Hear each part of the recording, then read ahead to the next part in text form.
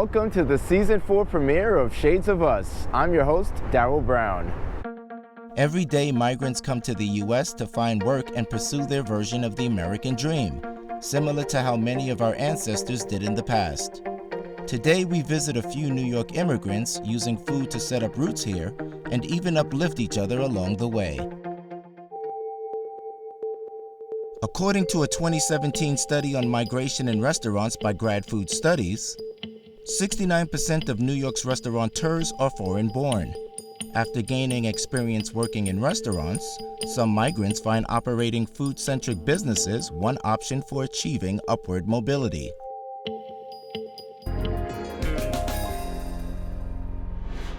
In the last 2 decades, Thai restaurants have brought a variety of foods into the American mainstream. We talked to researcher Serjeet Sananta about the story behind the globalization of Thai food. We also check in on Larry Lursak Timpani and his mother, Siprapai, who run a long-standing Thai restaurant in Woodside, Queens.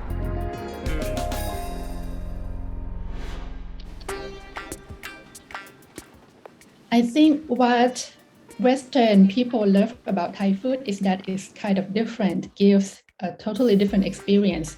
The way that you get to taste many different flavors at the same time, the combination of those flavors, salty, sweet, sour.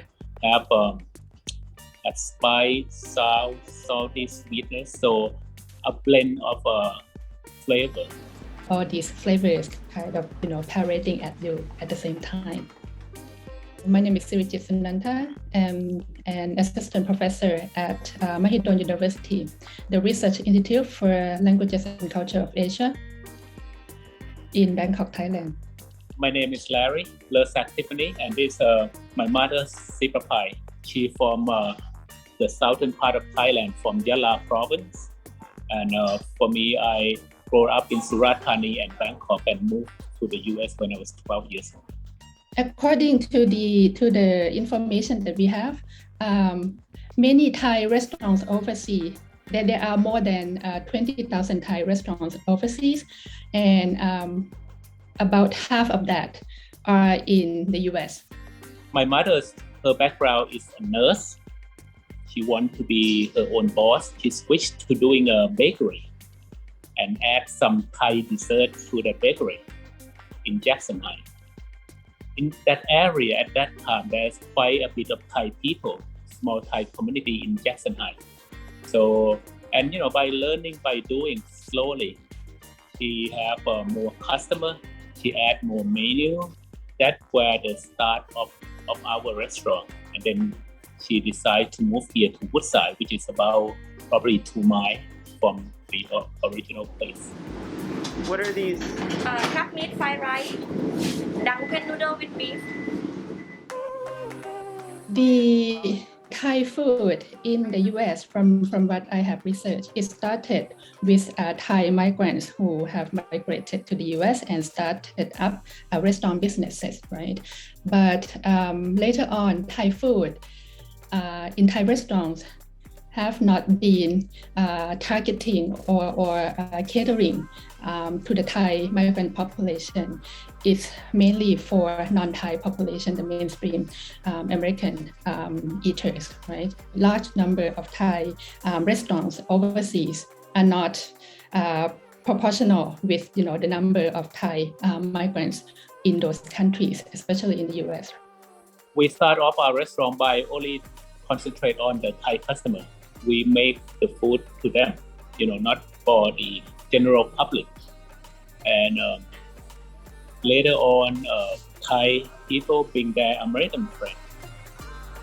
When the Thai state started the first economic development plan, national economic development plan, and tourism was a big part of that. Right? It was during that time when the government was fighting off the communism influence, right, in the country, and development is very important to do that, right? So they want to develop the economy, right, to make the Thai economy grow, right, so that people are happy, people are not interested in, communist ideology and things like that.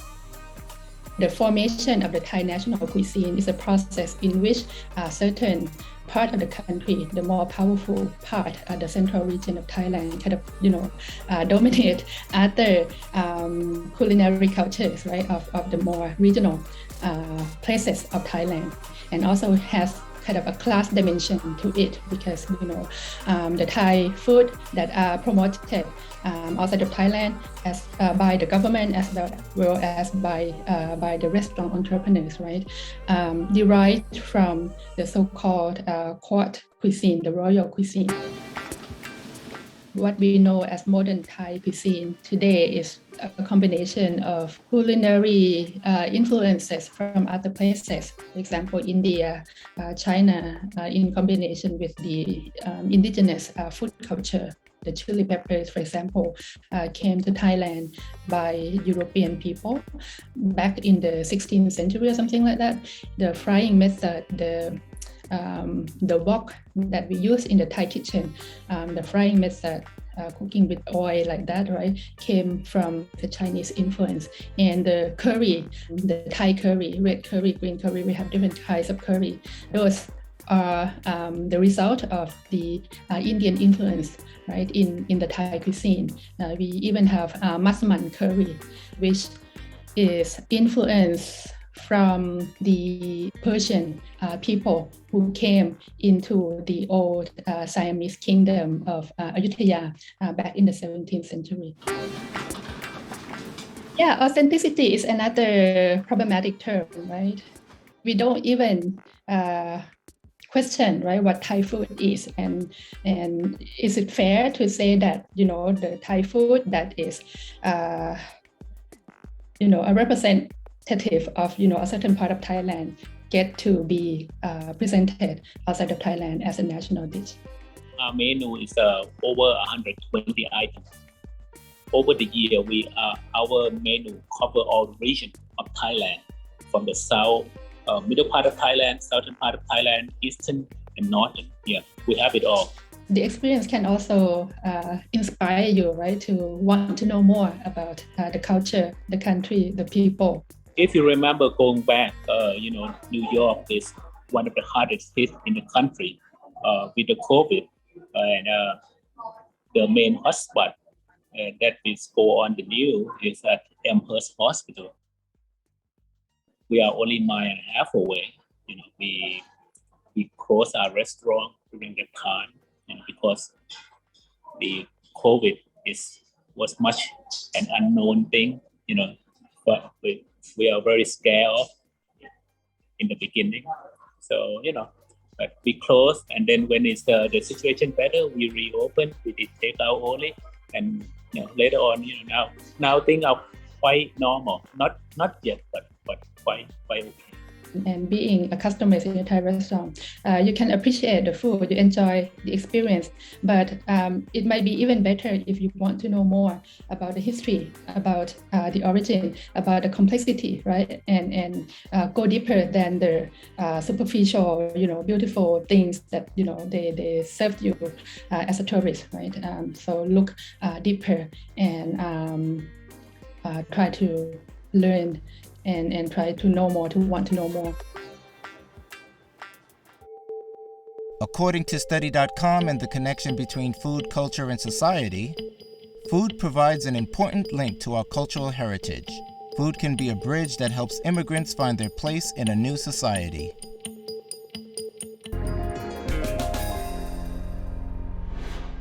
Meet Nasser Jabber, co-founder of the Migrant Kitchen.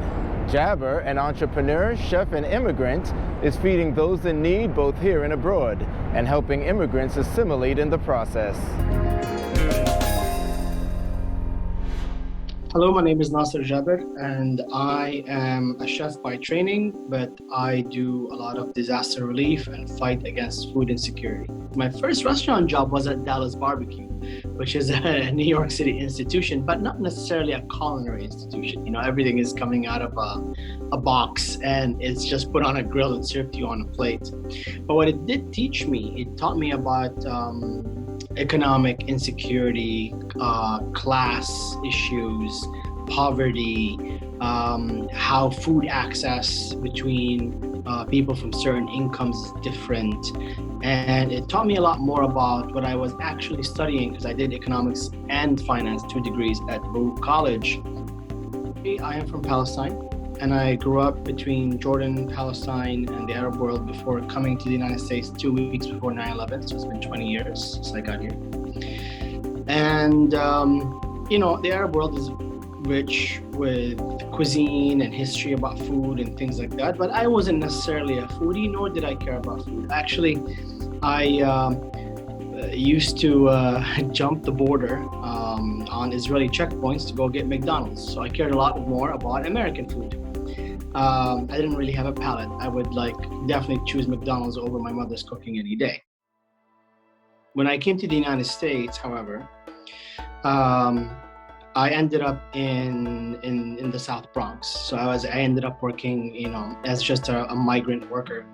And food security was something that I faced immediately. Like the fact that I couldn't afford to buy food. I was working for $300 a week, take $100 for the room. You're just out of money by Wednesday or Thursday.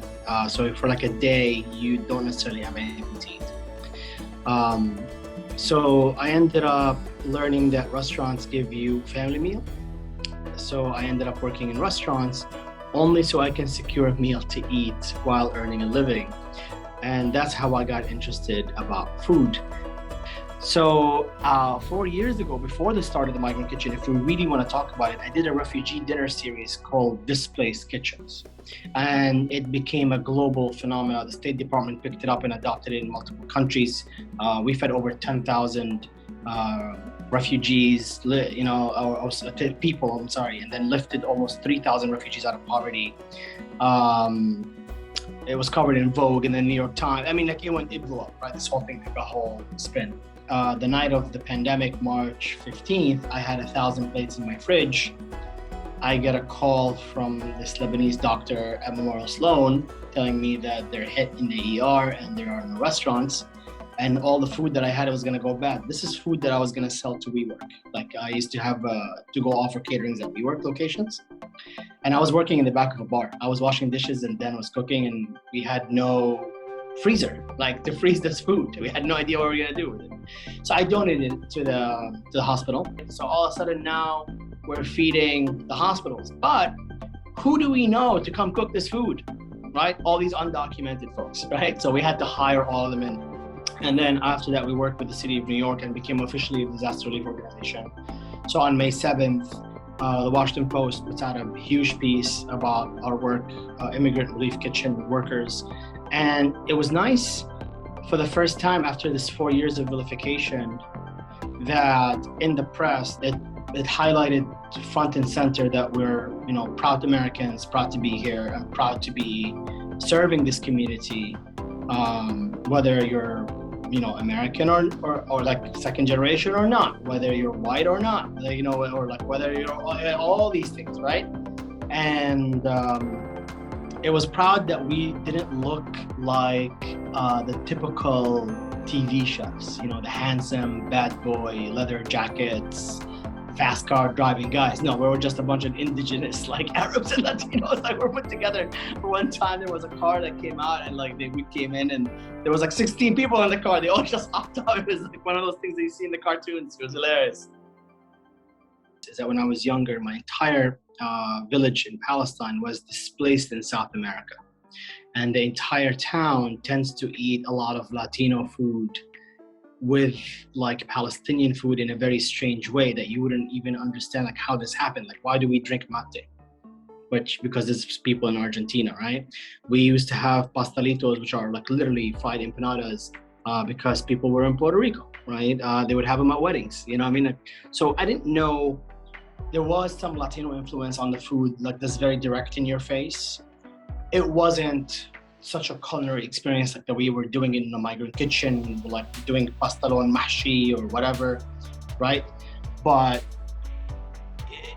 there was a lot of synergy. And then you realize that Arabs and Latinos have, a lot of commonality in a similar struggle.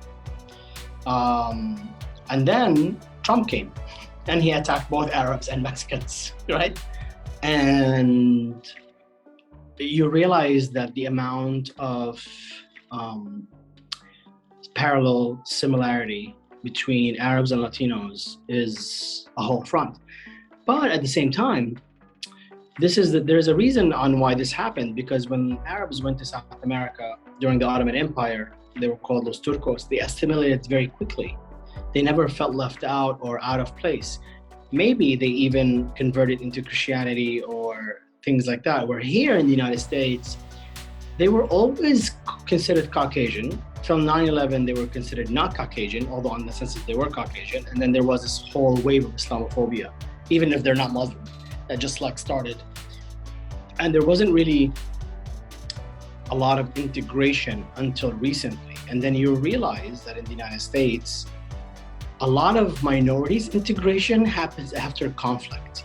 And it begins with the acceptance of their food and the hate of their people.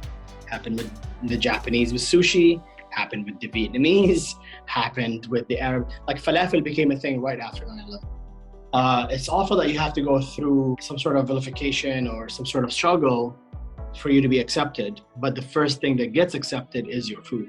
Like, I'm very grateful to be in the United States. It's a place where I achieved my dream, right? I'm 37 years old.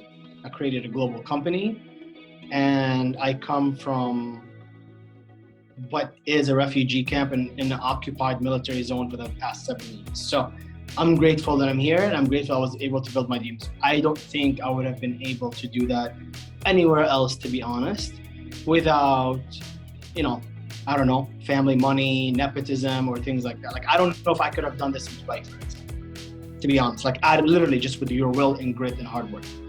However, we have to be conscious that even though the American dream worked out for me, it doesn't necessarily mean the American dream works for everyone, right? I got lucky, right? That's the truth, right? I got lucky. I'm not smarter than anybody else. I'm not better than anybody else, but I got lucky. CUNY students tend to be as smart as the Harvard kids, as the Yale kids, as the NYU kids, except that we don't come from money. It's just as simple as that. Our parents are newly immigrants. They probably barely speak the language. It's not abnormal to be in a class and like, yeah, my parents came here when I was, 12 or whatever, and you yourself have an accent. There's an international hub happening at CUNY, especially at Baruch College. And to be honest with you, one of the things why I need to support CUNY, in particular Baruch College, right? Because it allows economic mobility. It was a tool for people to come out from, to be very forward, like if Baruch didn't exist or CUNY didn't exist, none of us would have gotten corporate jobs. Next, we get a taste of West African food with Chef Cissé Al-Haji, who's introducing his various dishes to Harlem.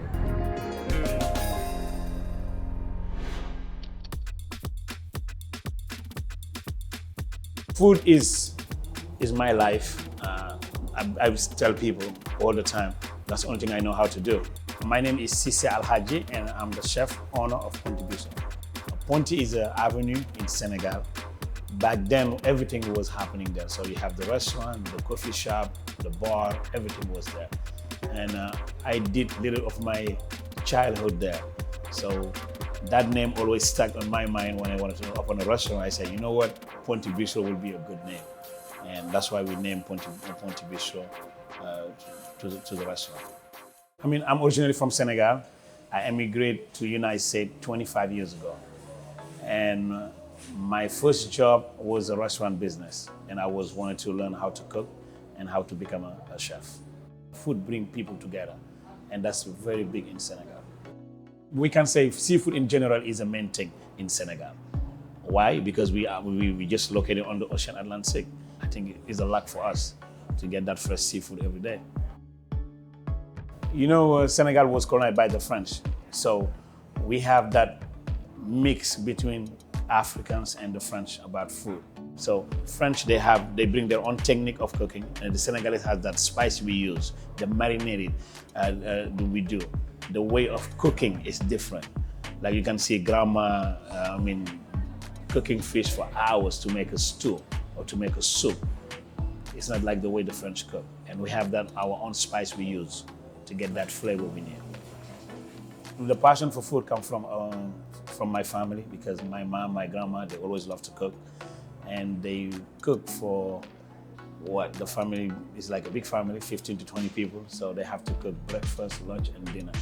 And we're always there to help out, to help grandma or my mom to cook. That's where things started. My parents, they sent me here for school. So it was the first thing. And when I came here, I needed a job to support myself. And we started from a dishwasher. I started washing dishes, and I worked on my way up. I was lucky enough to meet with some of the good chefs who helped me, trained me to be what I am today. Everybody knows starting a business, any business in New York City is not that easy. One, you need capital, you need location, and you need to know what are you doing first. So thank God we did that. When I decided to open my restaurant, I was kind of ready. I'm part of Harlem. Harlem is me. I wasn't born here, but I grew up here. I've been here almost 25 years. And every corner of Harlem, they know me or they know Ponte Bistro. Every corner of Harlem, they've been to Ponte Bistro. Everybody, from the political scene to the locals, everybody come here.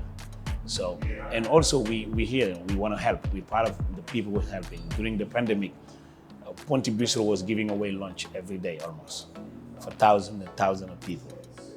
That's why we are part of the community. We do our best to help. I was always wanted to have something in here because I feel Harlem, like home to me, is my neighborhood. You got the Senegalese community, you got all the Africans around. It's a beautiful neighborhood, and I say, you know what, I'm gonna open a restaurant here. So 2014, we opened Ponte Bistro Harlem. I think it's a misconception about African food because it's not that popular like the way it should be, I think, like the French cuisine or Mexican or Thai. It's not that many fine dining African also in the city. So maybe because of that, people didn't know much about African food. So my job and all the African chef's job, their job is to put African food in the map. The food in Senegal is very flavorful. Like we have a poisson yassa. To make that yassa sauce will take us almost 2.5 hours. So to chop the vegetable, to cook it slowly with your white wine, and vinegar, and olive and lemon, it takes 2 hours before the sauce is gonna reduce and get to that consistency you're looking for. So African food is not like you just come and mix some pastas and tomato sauce and give it to people. No, it takes time, it takes love, and especially love, because that time he's taking, if you don't have the love to cook that food, it's not gonna happen. That's the reason we're here every day from 7 in the morning to almost midnight, just prepping, getting ready for the dish we're cooking for dinner. I mean, certain dishes in Senegal, that's for a special event. That's not for everyday dish. For baby shower, we have the dibi, is a lamb marinated with the African spice, and also we have the cebujan, the rice and fish. It will take 2 hours to cook or 3 hours to make that dish. The spice, we have it here. We have a lot of African supermarket around, and they're getting bigger and bigger. Now the world is open. Everybody, you see people, they have lunch here and they're gonna have dinner in Senegal. People travel left and right. We get our spice almost every week. We have DHL, so if I need my mom gonna mail it to us, whatever. All the one we cannot find here, but most of it, you can find it in 116. They have a lot of supermarket there, African supermarket. So people are traveling all over to Canada. We get everybody, white, black, Spanish, you name it, we get everybody. And the Ponte is international. I just come back from Senegal. Yes, I know we changed a lot because it's not a home cooking anymore. It's more a business side. It's not like we have all day of cooking one dish. People come here, you do 200 covers for dinner. It's not something you're just gonna cook. It's different, we don't have the time. We change the way we cook a little bit, but for better and for everybody. Because in America, time is money. People have 30 minutes for break. They want to eat lunch and go back to the office.